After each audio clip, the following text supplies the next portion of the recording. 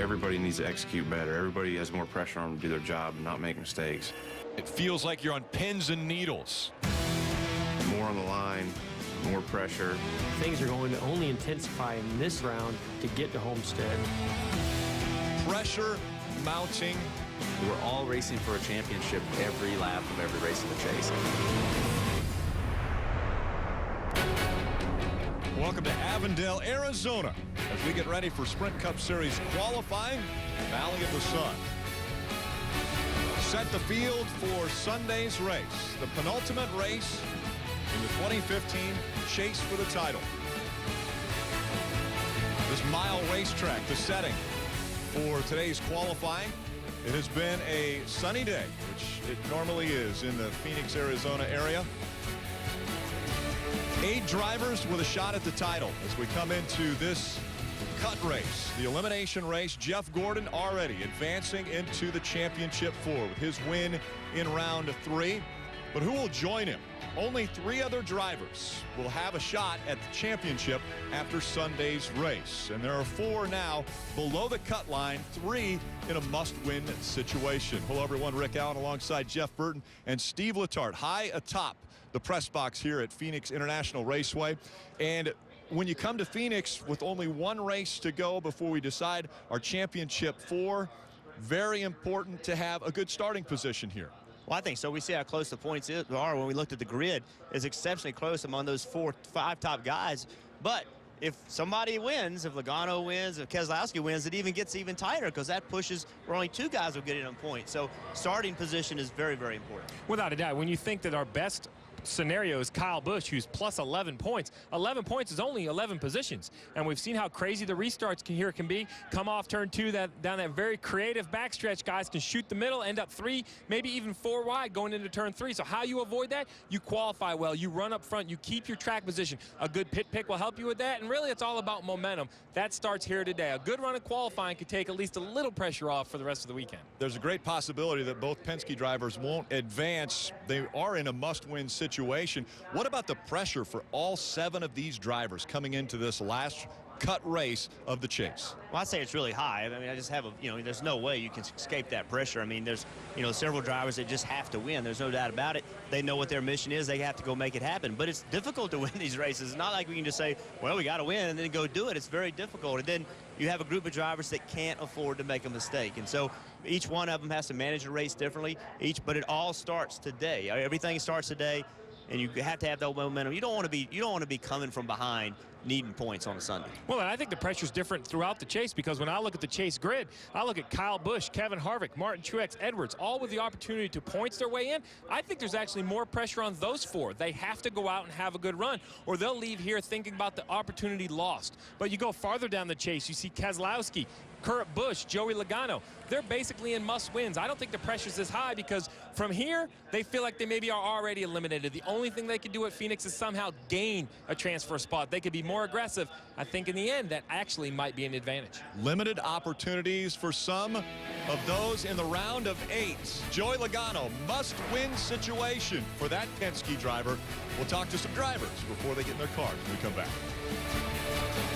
Welcome back to Phoenix International Raceway as we get ready for Sprint Cup Series qualifying. We'll set the field of 43 for Sunday's race right here at this very flat mile racetrack. Let's go down trackside to Kelly Stavist. Carl Edwards, who's getting strapped into his car and probably getting some last words of encouragement and good luck here. And I got to tell you, Carl seemed really excited moments ago. He's put the car on pole 3 times here at Phoenix in your Cup career. Been on the pole here, Carl, 3 times. So it's a unique track. What is the biggest challenge to getting this thing on pole here at Phoenix? You just got to run a perfect lap. This place is knife edge. You got to do everything right. But we got a really fast car, and like I was telling you, it's cool to be in the battle here. And we were pretty fast in practice. I've been looking forward to this since that last lap. I've been sitting over there in the motorhome thinking about what I'm going to do here, and hopefully it goes well. This place is so much fun when your car's fast. Well, let's elaborate on that. What is it like? I feel like you're sort of in no man's land, below that cut line, but it's not win or nothing. So what is it like to be in that position? I wish we were in a better points position. I wish we had something to lose instead of having to just go out there and go for it. But it's kind of fun in a way. You know, you really don't. We just know we have to go try to win. And at this place, Phoenix, has been a good place for me. It's got a lot of really good memories. The first place I ever ran on pavement. We got Stanley on board. They're behind us 100%, and the guys at the shop gave us the very best piece they could. So I guess you asked what it's like. It's just, you know, I just want to go race. I just want to get in this race, get it started, and go try to get a win. All right, well, if there's any pressure being below that cut line, Carl Edwards certainly not showing it. Marty? Kelly, Joey Logano certainly knows he's in a must-win situation this weekend if he wants to advance to the championship for the second straight year. So you got a couple of race runs in today, a couple qualifying trim runs as well. How was the car in both of those? I think we're okay. I wouldn't say we're super fast yet, but we have a couple more practices, and we made some adjustments to our Pennzoil Platinum Ford here and try to make our car a little faster here in qualifying. I'd say we got a shot at the pole for sure. We'll just have to wait and see what happens. And it's always fun qualifying here. It's interesting, and especially when you're blind going into one. That makes it fun. I was going to ask you, let's step over here. That's going to be your view going into turn 4, all that sun coming down in front of you. How are you going to deal with that? I might drive better with my eyes closed anyway, so it might help me. I'm wondering if that worked for Jeff Burton over the years, going down into turn 1 blind and closing your eyes. But the sun, certainly a factor when you come off of 4 all the way down the front stretch for these guys. Yeah, Marty, I appreciate your thought that I drove with my eyes closed. But, you know, seriously, getting into turn 1, it is exceptionally difficult. I mean, the sun is shining directly in your eyes. And the thing about this racetrack is you see this right on the wall on the bottom of turn 1. There's a yellow line right beside that wall. You can't see it. So as you go around the corner, the line defines the apron from the racetrack. Well, you can no longer see it because the sun is shining on it, and it kind of creates this silver haze on the racetrack. And so we see a lot of drivers overshoot turn 1, driving the corner too deep because you just cannot pick up your marks. Kelly? Down here with Brad Keselowski. Started the only practice you had today in qualifying trim. 17th fastest. How do you improve on that here in qualifying? Just keep working on it. Haven't been where we wanted to be in qualifying trim so far. Car's got a great balance for what I think it's going to need to be to race good, but not for qualifying so far. So Paul Wolf and everyone on the 2 crew worked on the Miller Lite Ford, and we'll see what we got. Another challenge could be the sun. How might that affect things here in quali? A lot. You know, you're going to see everybody put a lot of tape on the windshield, try to block it off, but just some parts you just can't avoid, and you're just going to have to man up and go through it. All right, thank you, Brad. So not only do they have to deal with pretty fast speeds on a very flat racetrack, but a blind turn 1. We're about to see it. NASCAR fans, this is your chance to celebrate the end of another spectacular race season with all the stars of NASCAR in Las Vegas during Champions Week. For more information, visit NASCAR.com/Vegas. And the rules for group qualifying from Phoenix International Raceway. The first round will be 20 minutes long. The cut line will be at 24. The top 24 advance to round 2. Then in round 2, we will determine the 12 fastest in that 10-minute session. And round 3, we determine the starting positions of those 12 and who will win the pole. They have just 5 minutes on the track. Brad Keselowski will be looking for speed. Yeah, they started really fast in that first practice. Came out here and tested. I think they had high expectations. And, you know, it's hard to believe that 17th is a poor effort, but they were 17th in practice. And when you look at the chase grid, and especially the 3 must-win chasers of Brad Keselowski, Joey Logano, and Kurt Busch, Brad was definitely the slowest at 17th. So that was only practice. This was qualifying. Perhaps they made some changes. Never know, the track might change, and we'll see what kind of qualifying effort the 2 can put up. As you both mentioned at the start of the show, you don't want to start in the middle of the pack here. That's the worst position for any of these chase drivers, is to be back there in, say, row 10, where they have got to deal with such an amazing amount of congestion going into turn 1. Yeah, I think turn 1 and the exit of turn 2 going into that tribal in the back straightaway, it's just chaotic back there. And, you know, ultimately there's going to, you know, at some point there's going to be contact. People are going to get together. So if you can be ahead of that, that's the best. Green flag is out on round 1 to determine who the fastest 24 will be. And this is always one of those tracks, Jeff, I'm going to be interested to see if someone's in a hurry to get on the track, because this one always seems to lose grip. Right at the start of practice, it's a little slippery. Right at the start of qualifying, I would definitely not be one of the first 5 or 7 cars on the racetrack. And remember how sandy, we're in the middle of the desert. It's very sandy. This racetrack gets really dirty. They don't dry the track. They don't blow the track off. since Xfinity practice, the drivers decide they don't like doing that at most racetracks. So this place sometimes can actually go slower than you ran in practice. You see Ricky Stenhouse right there getting started already. He's going to fight that sun right here down into turn 1. You see it in his eyes, trying to figure out through the shadows. You see all the tape they've added on the top of the windshield. They've added tape to try to keep the sun out of his eyes. That's pretty much customary what you do before qualifying here at Phoenix. Fastest time that was turned in practice earlier was 25.383 seconds. The track record here, 25.327 seconds. Those are numbers that we'll continue to reference throughout this qualifying session. Is the track record in jeopardy today? Well, if you looked at practice, you would say so, but if you look at the times these guys ran, they're in the 26-second bracket, so they haven't taken off very fast at all. But again, I think the track will get faster as we go. Yeah, I mean, the only advantage I see for Ricky Stenhouse going out early is that the tires here are going to continue to find speed. So if he goes out this early in practice, we'll see how good his second lap is. Still at 25.72. That's off what he ran in practice for sure. He was faster than that. So the track definitely doesn't seem to be as good. He ran a 60 in practice. That's about a 10th slower. He'll at least have the time to go down pit road, cool his tires, cool his engine, and have a second opportunity to go out and go faster. And you think that you just mentioned that the potential is there for these tires to maybe pick up a little bit of speed, at least in this first run. Yeah, Denny Hamlin, he ran in practice, he ran a 64, so that's about a 10th off of what he ran in practice, so it's not that far off, and I think it'll get better. Trevor Bayne making his way out on the track, cutting across the dog leg there.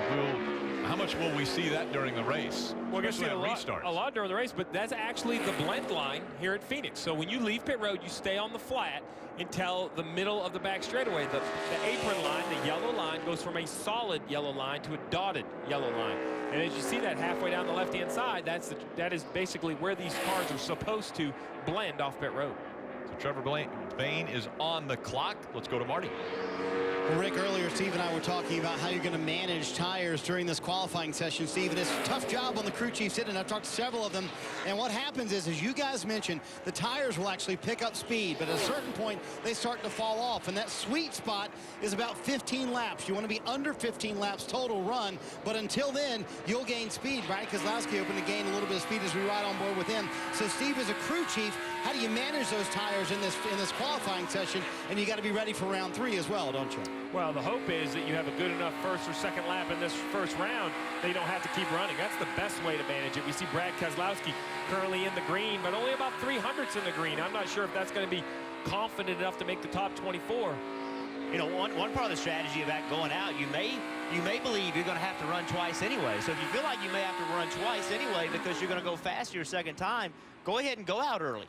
And then come in, cool your tires down, and give yourself enough time to make another run. So for the teams that didn't feel confident enough they were going to transfer, maybe going early was the right strategy for those guys. Listen how dirty this racetrack is.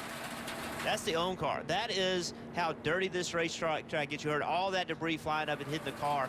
Listen to it as we ride. Just picking up off the tires. That's right. That's just all the sand that gets on this racetrack.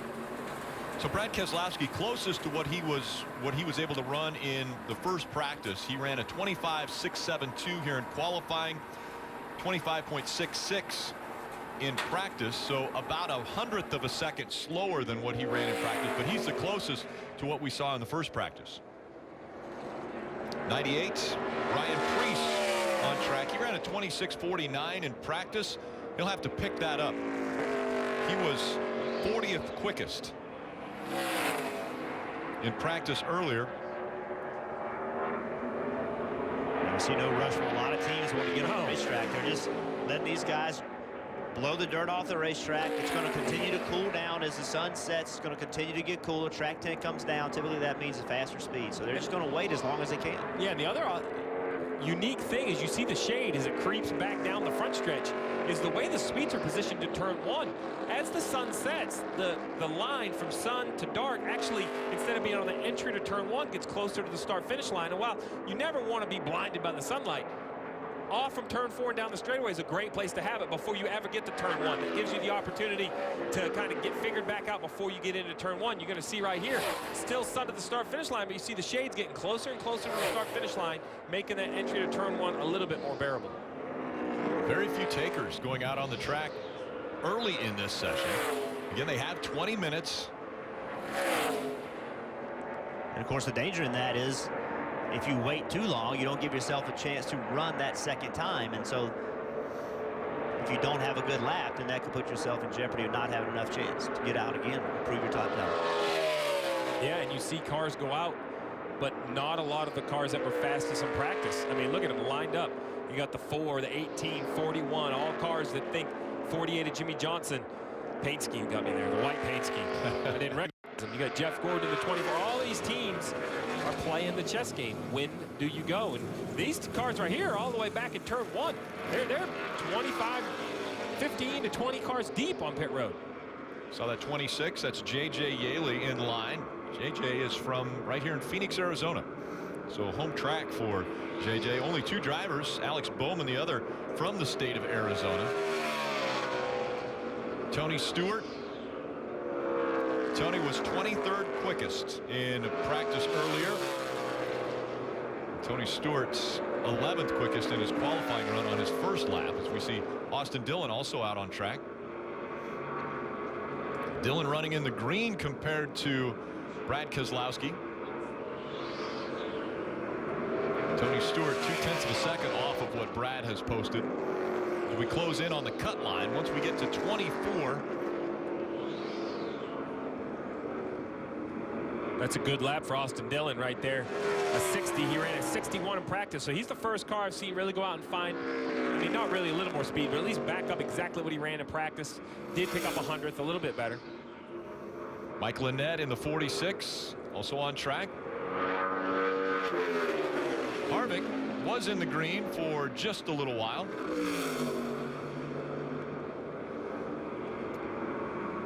My math's not real great, but with 17 cars to make time, 43 cars here, that leaves well over half the field to run with only 12 minutes left. It's a great shot of the sun, good into turn 1. You can see as the sun goes away, it goes behind the grandstands. Now he can pick up that line on the bottom of the racetrack. Prior to the sun getting low enough, he couldn't see it, and that's only going to get better because the sun will keep lowering behind the grandstands. But you can see how hard it is to see here. Kevin Harvick was good through turns 1, lost a little speed coming off of 2, but has gained it back getting into 3. Blinded as he goes across the start-finish line, but doesn't matter. He's the fastest in this qualifying session, 25.552 seconds.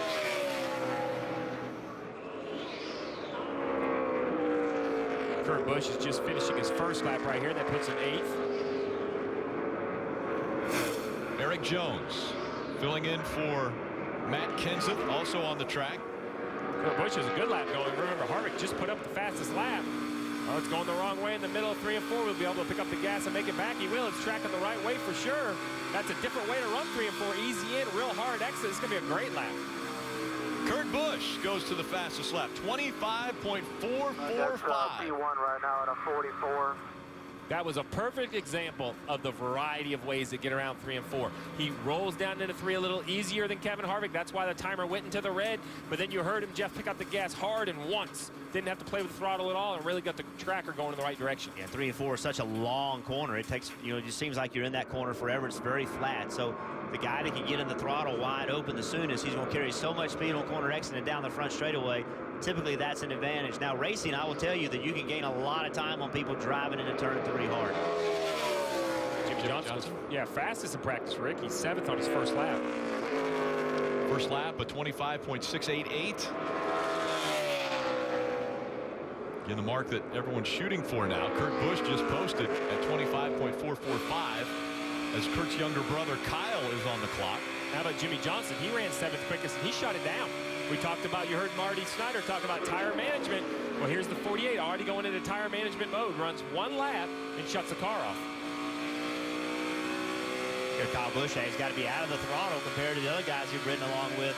He could not stay in the throttle off of turn 4. It's got him in 12th, and he's a solid 3/10, nearly 3/10 off of where the pole position is so far.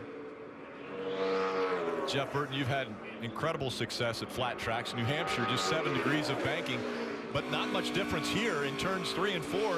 The banking 8 to 9 degrees, so very flat 3 and 4, very flat racetrack. No question. And this on his second lap, Kyle, you heard how much better he was able to be in the throttle, and that's just the tires coming in and getting better, moved him up to P2. So it's a good example of what being in the throttle obviously makes your car go faster. But the thing is, you have to be able to stay in the throttle. Anybody can go to the throttle quickly, but if your car won't stick leaving the corner, you have to come back out of it. You see Kyle, he got in the throttle and was able to stay wide open. So it's going to be interesting to see if the 88 goes with the same theory as the 48. The 48 only ran 1 lap and quit. Dale Jr. was actually faster than Jimmy Johnson on lap 1. He's also going to quit. This looks to me like a plan for the 48 and the 88, a tire conservation goal of only running. Remember, they have to be in the top 24. That's all I have to be in round 1. And we saw the 88 track through 1 and 2 faster than what Kurt Busch had run. So he was running a better lap and decided to shut it down after he came out of turn number 2, thinking that we'll conserve, we'll save these tires until the second and third round. It's hard. You're competitive. If you can run faster, you want to run faster, but it does you no good if the lap he has currently run is enough. And now that you see that with David Reagan on the cut line, we're comparing Clint Boyer, Joey Logano to that all-important 24th position. Now, after 31 cars of the 43 have taken time, we start to compare to the cut line, which is now Landon Castle at 26.075. Clint Boyer just ran his lap, but will have to keep going if he wants to break into the top 24. A.J. Allmendinger, 23rd. And of course, if you're only going to run 1 lap and you're, say, 15th, 14th in that range, you're banking there's not a lot of guys who can go out and run a second time and run quicker. That's the only trouble with that is if you can't run quick enough in 1 lap, you can get yourself in trouble. Logano moves up to 3rd. 3rd quickest for Joey Logano. They renamed the racetrack Jeff Gordon Raceway for this weekend, his final race at Phoenix International Raceway. Done a lot of things around the track as well, and I guess if you're going to name it Jeff Gordon Raceway, you might as well let him have the fastest car in the first round, first session, because that's exactly what he did. 25.399 for Jeff Gordon. Here's another car, Kyle Larson, very fast, second quick in practice. 14th. I don't know, Jeff. I don't think I'd be happy enough to just sit on 1 lap in 14th. I think I'd have him run a second lap. You need to make sure you're in. The last thing you want to do is run twice, although now he's got a little traffic in front of him on the racetrack with the 1 of Jamie McMurray. His teammate, of all people. Biffle, Larson, and Kane all tracking in the green compared to 24th, Tony Stewart. Kyle Larson all the way up to 3rd quickest on his lap. He's 2 laps and done. And look at the teams already in trouble, right? Clint Boyer, Justin Allgaier. Casey Kane has improved. That puts A.J. Allmendinger, Eric Almirola, Denny Hamlin only in 20th, all with the opportunity of missing this first round as people go out and improve. And I think that's what we're going to see. We're going to see Tony Stewart below the cut line. Now Clint Boyer is below the cut line. They're going to go out and try again. Marty. Rick, we talked about the plan maybe for Jimmy Johnson and Chad Canals, and I think that might have been in the back of Chad's head. He did tell Jimmy to shut it down after 1 lap. They pulled in, and he told Jimmy, I'm playing the odds here. I think we'll be okay where we're at. And I think where they're at right now, Steve, that may be okay. They're in 14th with here just under 6 minutes to go. Maybe the 48 will make it through with just 1 lap. Well, I think that's the key. We've moved the rundown on the left side of your screen to go to Jimmy Johnson in 14th. He's the guy we're talking about, only ran 1 lap. Well, he has a big cushion, 10 positions behind him. But remember, with the tires and the opportunity to go faster, I expect to see Boyer, Stewart, Mears, Bain all go on the racetrack, try to improve. David Reagan, I think he can go quicker. So Trevor Bain's already on the racetrack. And everybody's watching Trevor Bain right now, because if Trevor Bain's able to go out and pick up a lot of speed, then when you're 17th, 18th, 19th, you have to assume that other people are going to pick up speed and knock you out. So all eyes are on Trevor Bain in the 16th.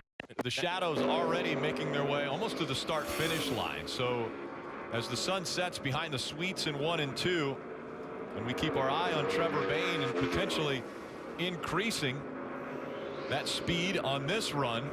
Trevor Bain was 25th. Oh, there's going to be a lot of teams on pit road that make a notice of this if it continues the way it's going.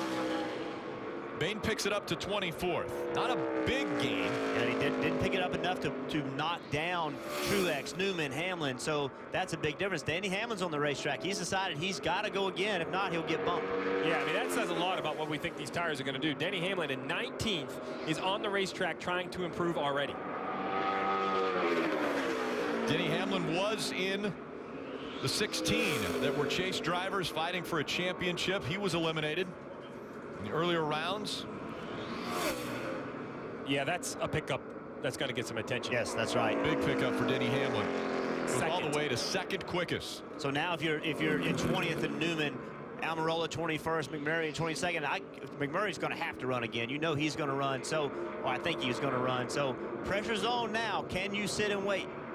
Mike Lynette back on the racetrack.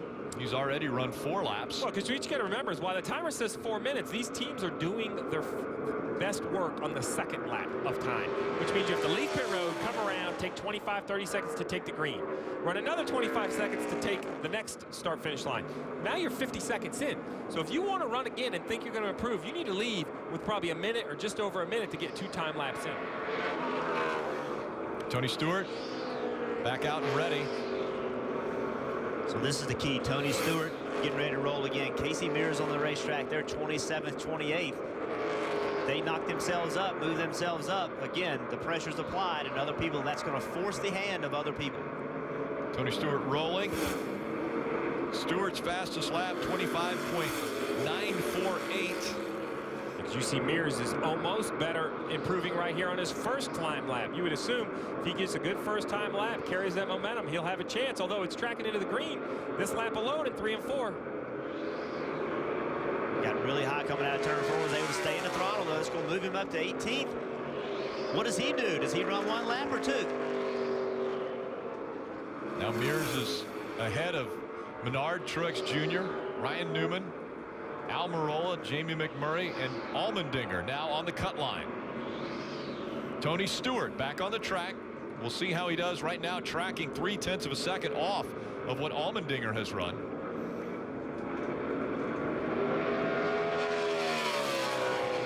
And once it resets at the start-finish line, in the green on this second lap.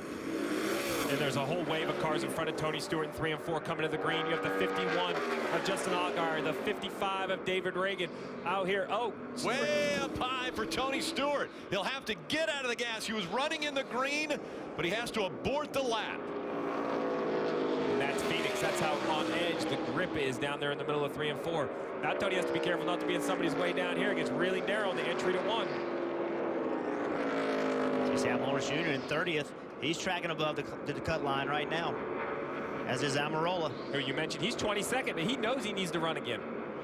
Almirola and Hornish both in the green, jeopardizing McMurray and Allmendinger spots. Newman's on the racetrack all the way up at 22nd as Almirola jumps up to P12.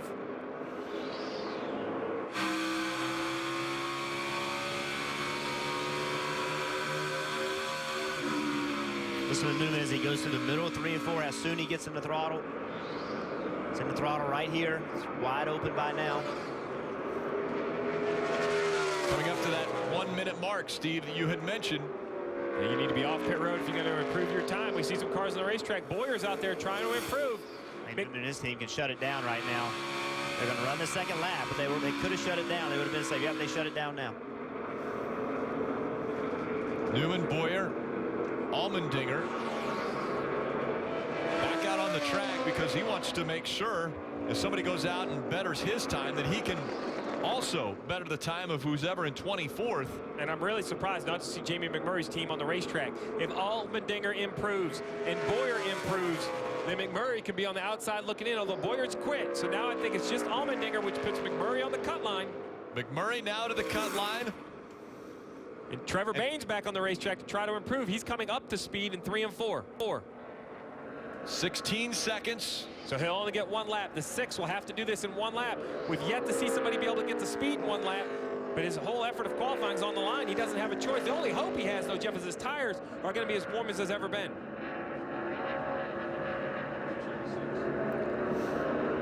Alex Bowman, native of Arizona, also on the clock in the red. Trevor Bayne gets a good middle of 3 and 4. Looks like he got a little high though and started losing team. Nope, no time Trevor left. Bayne, it's not going to happen. Jamie McMurray stays 24th on that cut line, and he will advance to round 2. Jeff Gordon was fastest at a 25.399 in round 1 of qualifying from Phoenix International Raceway. We'll talk to the drivers when we come back. You have an opportunity to battle for the championship. You're going to do whatever it takes. Gordon wins at Martinsville. Yeah, baby! Yeah, we're going to Homestead! Yeah! The drive for 5 is still alive. Now we've got the opportunity to do something special. Jeff Gordon, the only driver guaranteed a spot in the championship 4 when we go to Miami. Top of the charts in the first round. There's 25 through 43. Justin Allgaier just missing the opportunity to advance into the top 24. Tony Stewart 31st. Jeff Burton 37th. 43 cars, all 43 will race on Sunday. Let's go down to Marty. And just barely missing that cut was Justin Allgaier, who went out for a second run, but the car was not faster, but traffic might have been a problem there. We went faster on the first lap, actually, and unfortunately had another car pull up in front of us when we were trying to make our second lap, which has been our fastest lap, on these runs. So really, really hate it for all these guys. They deserve to be in the second round. We have a really, really good brand professional agriculture Chevy. So unfortunately, just when you have qualifying like this and guys are nervous that they're not going to make the clock and they pull out in front of you, there's really not much you can do about it. And today's the result of that. Is that a product of just qualifying at a short track like this that really has one groove? Well, I mean, I think one groove definitely hurts it. You come to a place like Phoenix where the bottom is really the only way to get around here, especially for a fast lap. It's definitely a big deal. But the other part of it is that, sometimes you just got to, when you're sending cars and, sometimes cars get up to speed quicker than others. So, the spotters really have to do a good job of trying to get their drivers blended in. And unfortunately right there, it just didn't work out the way that we needed it to, and ultimately kept us from going to the second round. He said what happened was as he was coming down the dog leg, the car pulled up in front of him right in the middle of going into turn 3. So not well timed for that situation for Justin Allgaier, who does not make the top 24, Rick. And we'll see if the speeds pick up in round 2. We were 7/100ths of a second off the track record, which was set a year ago. Can someone break the track record in round 2? We're about to find out. Sunday, Formula One is on NBCSN. The Brazilian Grand Prix live from the Interlagos circuit in Sao Paulo, home of the hottest street party in South America. F1 Sunday at 10:30 a.m. Eastern on NBCSN.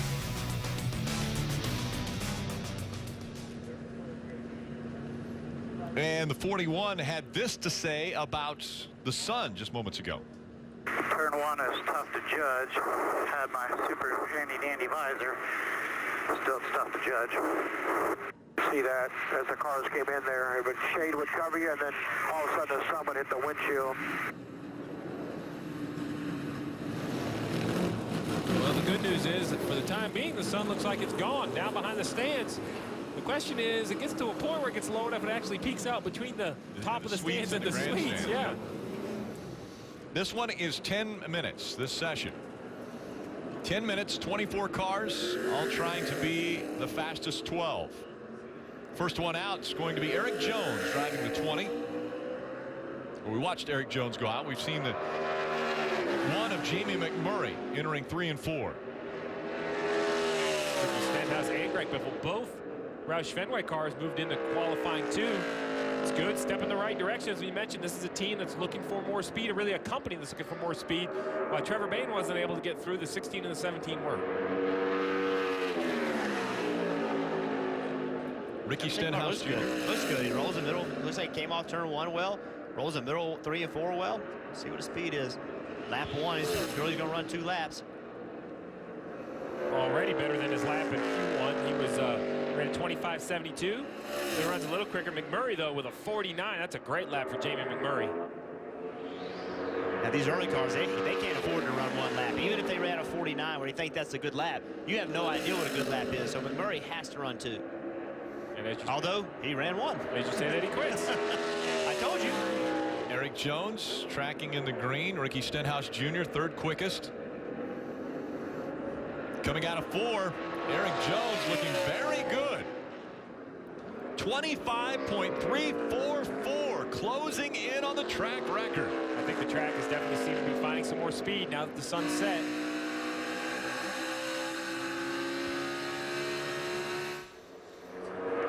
Just over 8 minutes to go in this second round. Brad Keselowski, who was searching for speed in the practice this morning or early afternoon, found a little bit in the first round, and now second quickest at a 25.483.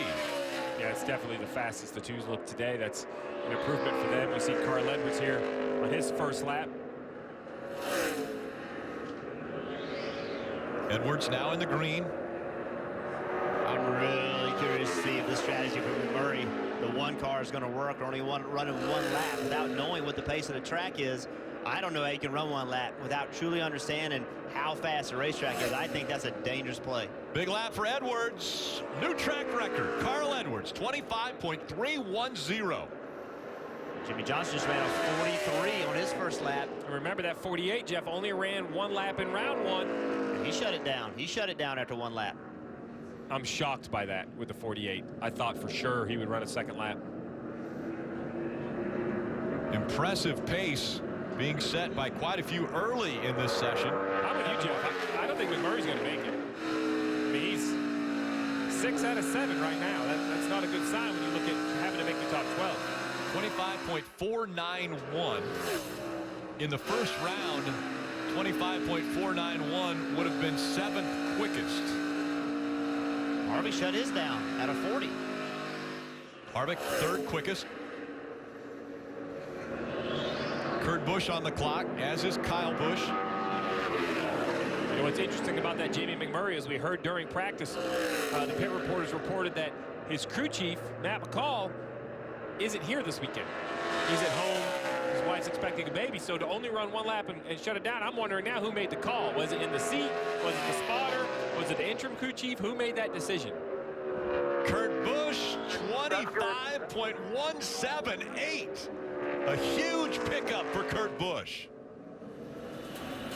This is the 4th new track record of 2015. And remember, less horsepower for these cars. And Rick, Johnson ran one lap. He's 8th. Yeah. Casey Kane ran one lap. He's 5th. I'm sorry, he's 7th.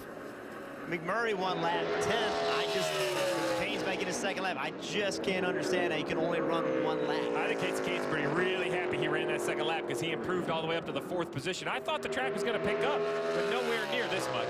Way loose off of turn 4 for the 3 car. He was sideways. Danica Patrick, Austin Dillon, Jeff Gordon, Kyle Larson. 3, 2 free off of 2, I feel like. I'd agree. See if it'll get better as the run goes on. Sometimes the cars will take off loose in the first lap, but will gain grip as the run goes. Half a second off of what Kurt Busch ran. He was way loose, so all his momentum was lost coming to the start-finish line. He said he was loose off of 2 as well. Still doesn't have the pace that he needs, but it's much better. 1/10 of a second off the pace. But a 1/10 of a second off of first is fine. That could lock you in. 6th or 7th, where it would slide him. Now he's 2/10 of a second off and going the wrong direction. See, he's coming to the start-finish line on the beginning of his lap. Look at the back of the car roll around. That's really loose coming to get the green. That just kills all of your momentum. Danica Patrick, she's actually going to run a 3rd lap. She ran 2. This is her 3rd time lap. I don't believe this is going to be enough, though. Doesn't look like she's going to improve. Kyle Larson with an impressive run, 25.305 for Larson on his first lap, and he may shut it down after 1 also. Jeff Gordon had the fastest lap in round 1, 4th quickest in round 2. And Marty McMurray has dropped out of the top 12. Obviously now they're going to have to run. In fact, he's trying to crank up the car right now. I did check in with the team. That was the plan, to run one lap. and they said obviously that plan did not work. He has fired up the car. They're going to head back out here in just a moment. In fact, Chad Canals told Jimmy Johnson this is going to be very close, and Rodney Childers told Kevin Harvick, I should have let you run more than one lap. I'm not sure that's going to hold up. So a lot of nail biting going on downhill, Rick, to see if they can make it in the top 12. I like the idea of only running one lap, but if you're going to try that strategy, Rick, you have to run later. Like you see Earnhardt Jr., Biffle, Newman, Allmendinger.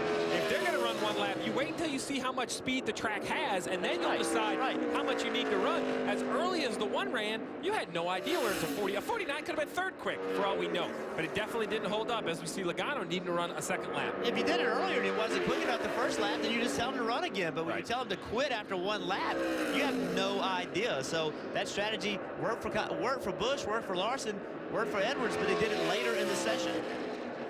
And Logano takes his teammate Brad Keselowski out. That puts Jimmy Johnson on the bubble. That's going to be really close for him. I don't think that's going to hold up. We see Earnhardt Jr. well in the green on his first lap. To our point, he might quit at one. He will. Third quick. That's enough for the 88, but that puts the 48 out. That's good, buddy. Yeah, he's okay to quit. He understands now what he needs to run. It's only 2.5 minutes left in the session. Johnson's got to go again. Not a good call. Ryan Newman, the only driver that hasn't posted a time in this session yet, but is on the track.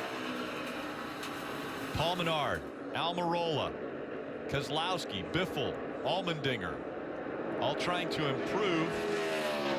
We see Almirola on the clock once again. Really, if I'm Denny Hamlin and Kevin Harvick, I'm a little concerned. You have cars that are going to go. You know Jimmy Johnson's going to run again. You have Brad Keselowski on the racetrack. If these guys continue to improve, Jamie McMurray only ran one lap. I don't question if Harvick or even Kyle Busch is safe. Keselowski in the green and then back into the red. Again, now we're comparing to 12th. Joey Logano on the cut line. Is a 12th starting position too far back? Is that in too much congestion? No, I think 12's okay. I think obviously that's not what they want, but you can get it done from 12. Makes things a little more difficult, but not impossible. The 8 Chase drivers, only one outside the top 12 right now, and that's Brad Keselowski. If Keselowski moves up into the top 12, that would push Logano out of the top 12. Yeah, he definitely doesn't look like he has the speed, but Jamie McMurray and Jimmy Johnson are both tracking right. Denny Hamlin in 11th. He feels he has to be on the racetrack with a minute left. He's on the racetrack as McMurray jumps up to 7th. Hamlin now 12th. Jimmy Johnson to 3rd. Put Harvick on the line. Harvick now possibly falling out of the top 12. He rolls down the backstretch. 51 seconds to go. I think Denny Hamlin, you see tracking 200,000. Or McMurray is in the green, though. It looks like he's going to make it. McMurray's in 8th. Now Harvick on the clock. 35 seconds. So he'll be able to get a second lap if he needs it. Hamlin's so close, 0.04 of a second, but he can run again. He still has time to finish this lap. Harvick is trying to get himself off of that bubble. Away from the cut line. He's 12th now, but he's tracking better than his lap. Quite a bit better. He can shut it down right now. He can shut it down. He's moved up far enough. He can't get bumped out. They'll shut it down. As Hamlin comes around trying to move himself in. It's going to be close on Hamlin. It'd be impressive, too. He had traffic with the 13 car in front of him. So close, too. He would have bumped his teammate, Kyle Busch, out of the top 12. As the red and black flags displayed, the end of round 2. And Kyle Busch rolled out in case he had to make a time. He did make the line, but he did not complete his lap when he didn't feel like anybody else could beat him. So he's locked in. Austin Dillon not quick enough. Dillon didn't have enough. I'm not sure Kyle Busch and his team knew that the 3 still had that lap as an opportunity.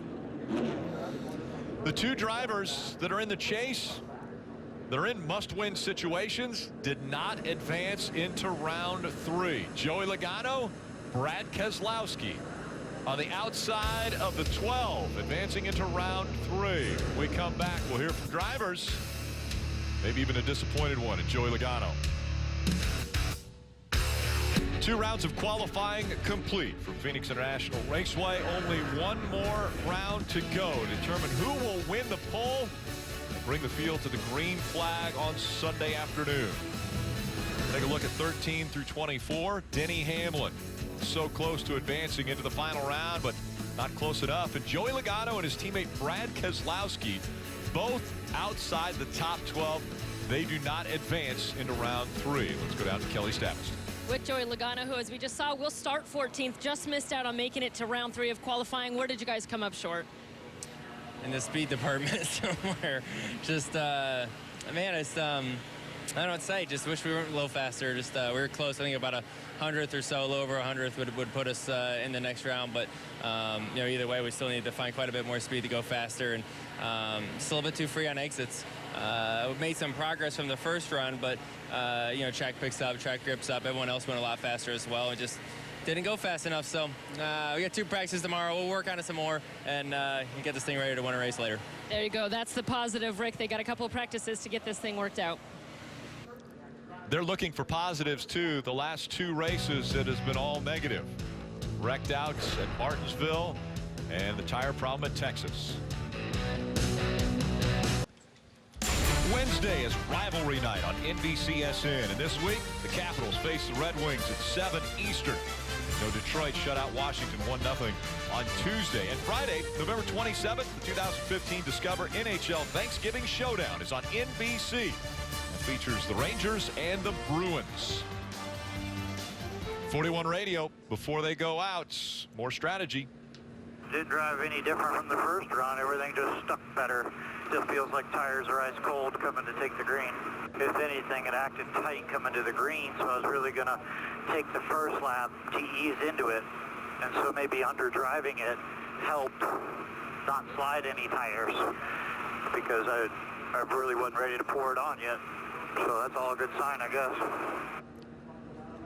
You know, what he's talking about is just, you know, when you go out to qualify or drive the race car in general, is you always try to push to the limit. And what he's saying is maybe pushing the car a little bit past its limit wasn't a good thing. He drove in there, didn't think it was going to work the first lap, so kind of took it easy so he didn't hurt the tires and was going to really go the second lap, and it went a fast time. So now he's kind of second guessing. What is my approach on driving this lap in qualifying when it really counts? How hard do I push it? Be interesting to see how he ends up qualifying. We're about to find out. The clock has started on round 3. 5 minutes for the 12 cars to go out, post a time.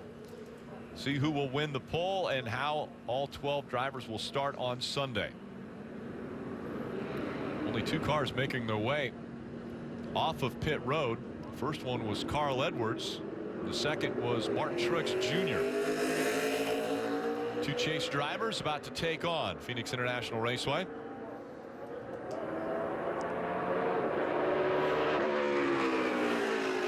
It's always so difficult about a driver is you don't know what the pace is. I mean, we just saw, you know, Busch ran a 17. Edwards in his first run ran a 30. Can you expect to run a 10? How hard do you push this car? You have to find the limit of the car right now, and that's what's difficult about qualifying. Saw a big wiggle off turn 2. A little bit onto the apron there for Carl Edwards as he exited 2 into 3. And with only 3.5 minutes left, there's no reason to save tire. Run at least 2 laps. Some might even run a third. I don't know if a third would be any faster, but impressive first lap for Carl Edwards, 25.312. That would have broke the old track record on his first lap. Now Eric Jones on the clock as well, 25.408. Edwards tracking even faster on his second lap by almost a 10th, going the wrong way though off turn 4.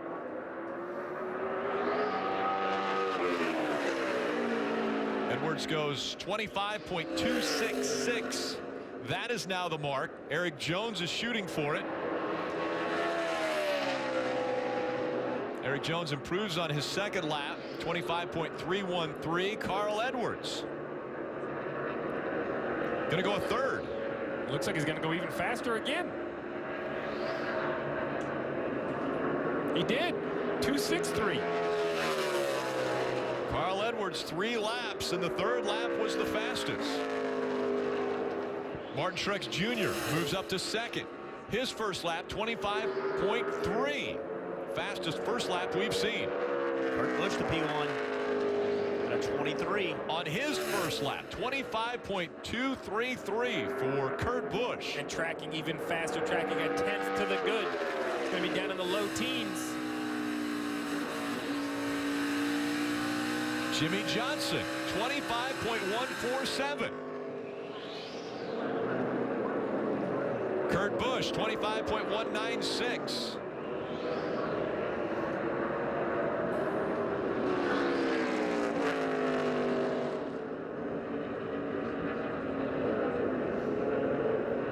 Little bobble there coming out of 4 for Jimmy Johnson on that lap. Slows down to a 25.325 on his second lap. Kyle Busch also on the track now, as is Jeff Gordon.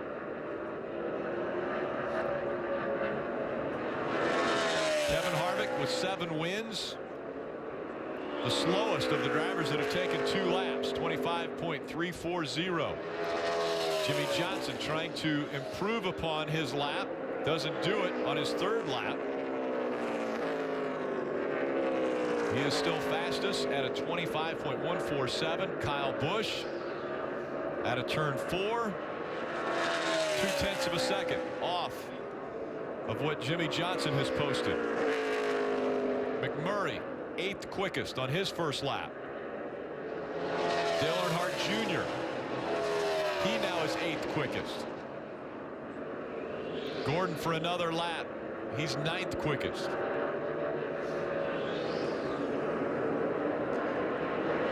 Kyle Busch not improving. Kevin Harvick moves up to 6th quickest. Dale Earnhardt Jr. was tracking green as he came out of turn 4 and lost a lot of that momentum.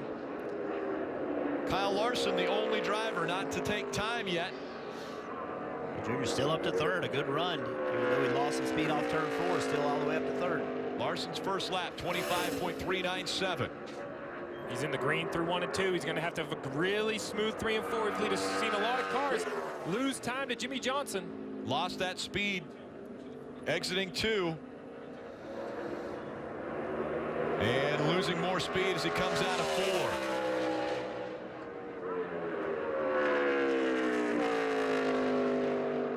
And the red and black flags have been displayed.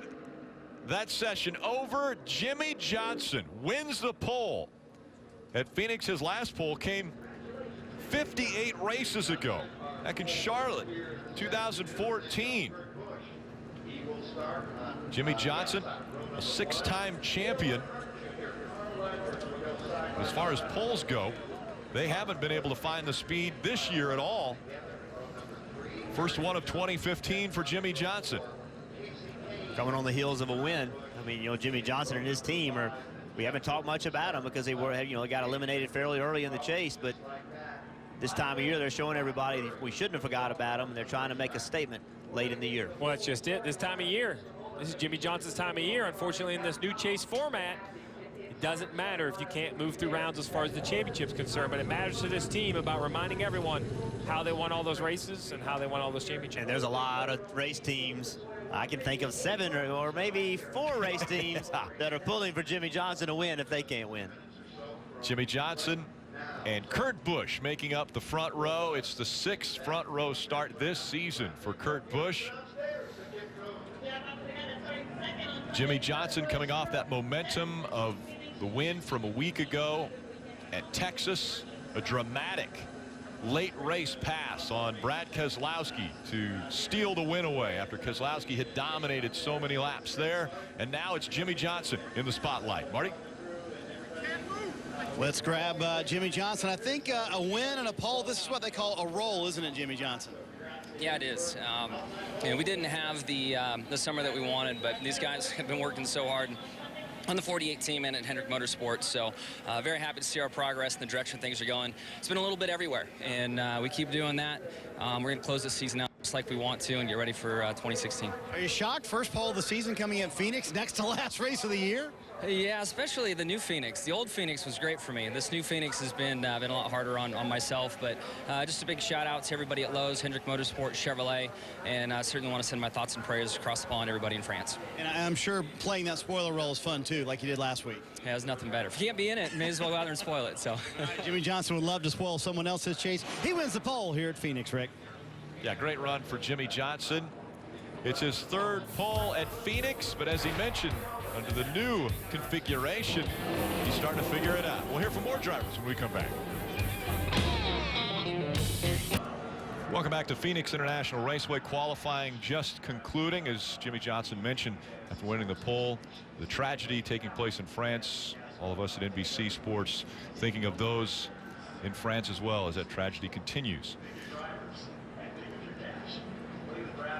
Want to take a look at the grid for Sunday's race. Jimmy Johnson and Kurt Busch making up row number 1. Kurtz, Carl Edwards, Martin Truex Jr., Kevin Harvick, all Chase drivers starting in the top 8. Impressive run for Eric Jones as well, starting there in the 4th row. Here we see here on the second page, we have Jeff Gordon, who's already locked into Miami, where we have Joey Logano starting back in row 7 in a must-win situation here in Phoenix.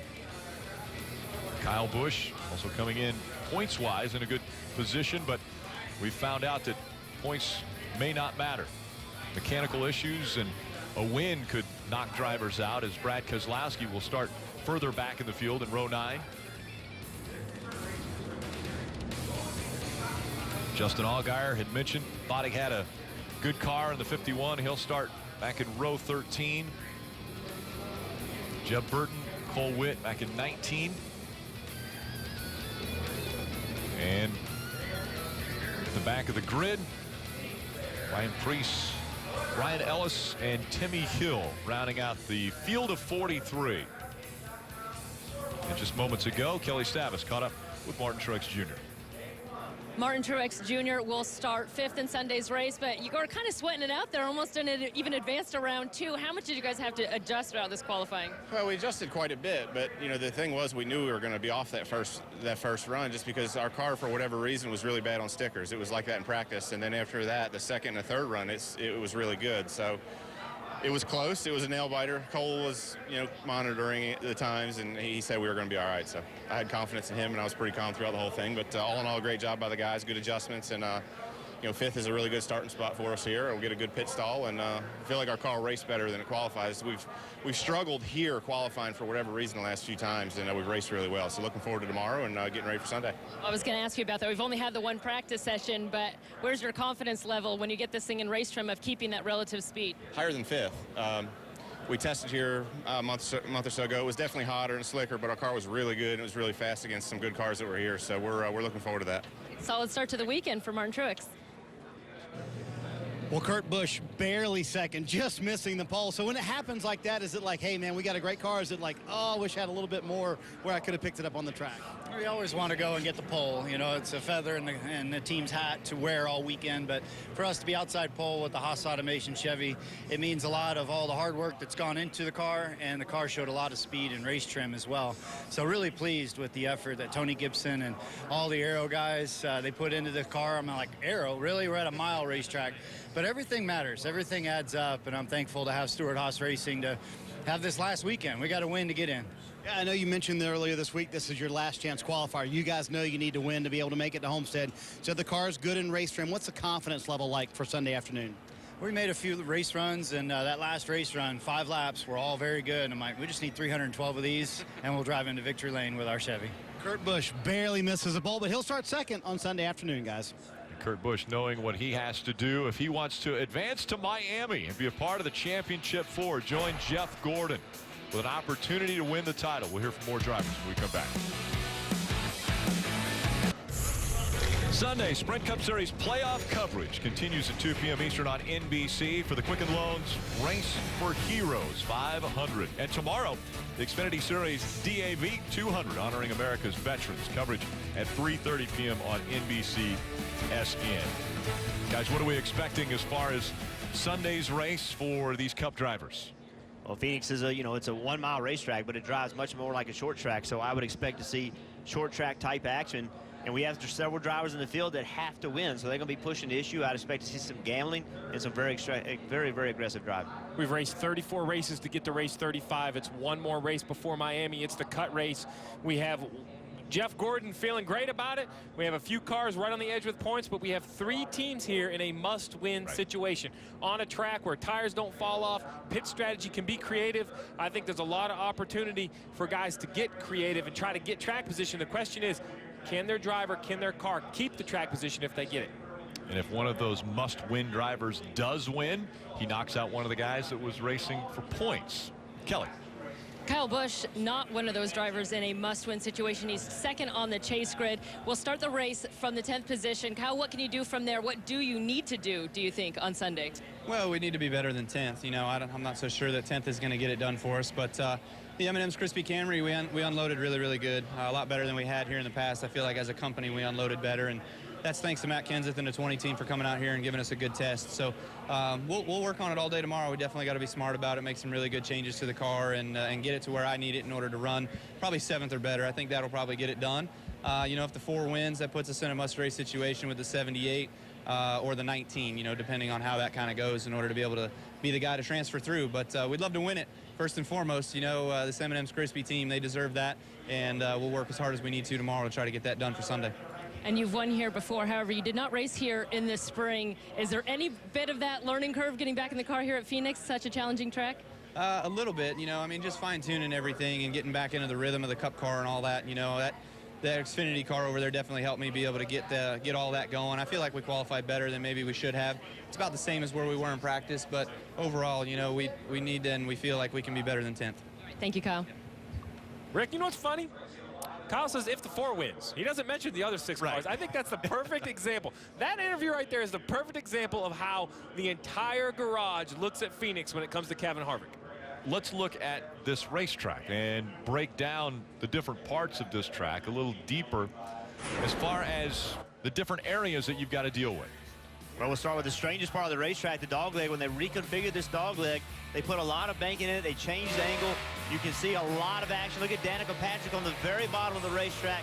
She's 5 car lengths away from the actual racetrack, trying to make it work. Now watch the 24 car as he transitions. Watch how many sparks. It's very violent. It's very rough. You can damage a race car. But if you're not willing to go down there, especially on restarts, you're not going to be gaining spots like you need to be. Yeah, and the dogleg leads you right down into turn 3. Turns 3 and 4 are very flat corners, very long corner. The key to this corner, carry speed through the center. And you can do it a couple different ways. We're on board here with Kevin Harvick.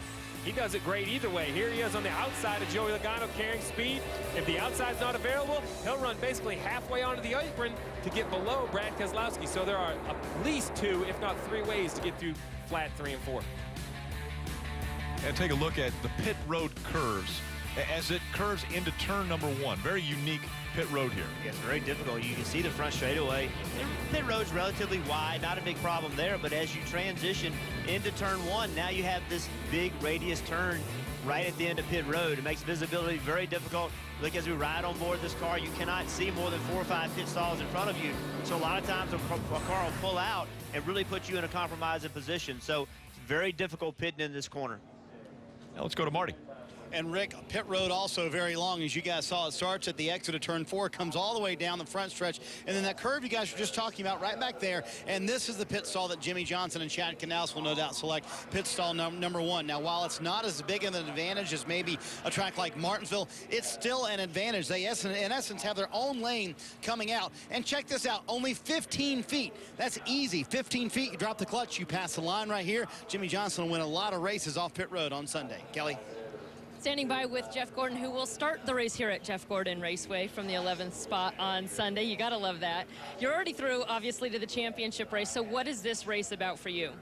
Yeah, this is just about team building and momentum and, you know, just trying to win a race. It's nice to kind of have that other pressure off of us, and especially when you're looking at the ones that are trying to make it through to Miami. But for us, you know, we're just trying to get ourselves ready to go battle it out in Homestead, and in order to do that, we've got to be, you know, fierce and aggressive and you know, push hard. So, you know, that qualifying run, I thought we made some gains from practice. You know, it was a solid day for us, and I look forward to applying some of the things we learned today to tomorrow during practice to get ready for Sunday. So how do you keep sort of that mojo or whatever up? Because the pressure is obviously totally off until you get to Homestead. But as you said, you need to keep everyone sort of headed in the right direction. Yeah, that's why, you know, we're just approaching it to go out and win. Every race, we're getting everything we can out of it, whether it be restarts, whether it be communication, pit stops, you know, how Alan is going to call the race. You got to be aggressive and just stay in that mode of being super aggressive. That's what's going to take at Homestead. Thank you, Jeff. Yeah, thank you. Jeff Gordon looking to go out on top as he will retire after the 2015 season. Other sports heroes that have gone out on top, guys like Bobby Jones in golf. He completed golf's first Grand Slam back in 1930 and decided he was done with golf. How about Joe DiMaggio? Claimed his 9th World Series title in 1951. Or Bill Russell won his 11th NBA championship back in 1969. And John Elway with the Denver Broncos. Impressive run for Elway. Ray Bork captured the Stanley Cup in 2001 after 22 NHL seasons. Went from the Bruins to the Avs that year.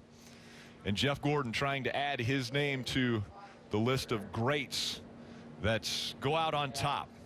What an incredible opportunity he will have next week. Yeah, it's an unbelievable opportunity. You know, coming into this year, he had to, you know, if you could lay it all out, this is how you would have laid it out. Certainly, he would have loved to won some more races, but overcoming the fact that they didn't win, going to Martinsville, maybe one of his favorite racetracks, getting the win, and that immediately moving him into an opportunity to win the championship. And you know that with 2 weeks to prepare, they've been putting everything they have into Homestead. So it's going to be, and really, he has nothing to lose, right? He's proven he can win championships. He's proven he can win races. Everybody knows what he's done. He's a first ballot Hall of Famer. He has nothing to lose. Go to Homestead, just have a good time, try to make something magical happen. I think Dale Jarrett said it the best on NASCAR America Today. He mentioned how people have thought the chase has robbed Jeff Gordon of some championships. He had a huge point lead in 2004, didn't win the championship. Had a huge point lead in 2007, didn't win a championship. Well, here we are in 2015, his last year, perhaps a down year. But this format has given him an opportunity he wouldn't had in other years. I think it's great. It almost seems to just be justified that he's going to have a chance to go win his 5th in his final year of competition. And we'll have to get through Phoenix on Sunday before we get to Miami. Coming up next on NBCSN, it's Mecum Auctions Anaheim.